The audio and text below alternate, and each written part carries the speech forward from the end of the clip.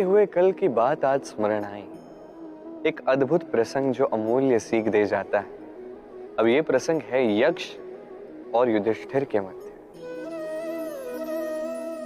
एक बार यक्ष ने युधिष्ठिर से पूछा, उसे कहा कि मेरे कुछ प्रश्नों का उत्तर यदि आप दे सकते हैं तो मैं आपके सभी भ्राताओं को पुनः जीवित कर दूंगा। उसमें से एक बड़ा ही महत्वपूर्ण और कठिन प्रश्न था, संसार में सबसे बड़ा आश्चर्य क्या है? यह प्रश्न मैं आपसे पूछता हूं। अब कोई कहेगा कि स्वर्ण से बनी लंका इस संसार का सबसे बड़ा आश्चर्य है। कोई कहेगा कि हिम से बने वो पर्वत जो आकाश को छूते हैं। कोई कहेगा वो समुद्र जिसकी गहराई नापना असंभव है। कोई कहेगा वो वायु जो हमें दिखती है नहीं किंतु हमें जीवन प्रदान कर जाती है।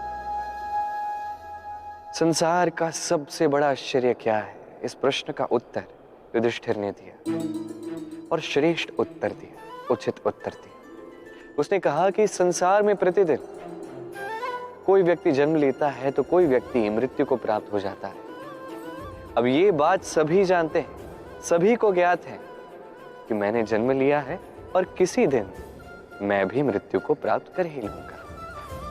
अब जब ये बात हर एक मनुष्य जानता है तो क्यों हर एक मनुष्य इस चिंता में रहता है, इस व्याकुलता में रहता है, इस पीड़ा में रहता है कि वो मृत्यु को प्राप्त नहीं करना चाहता, उसे दूर भागने का प्रयास करता है, कहता है कि मैं मृत्यु को प्राप्त नहीं करना चाहता।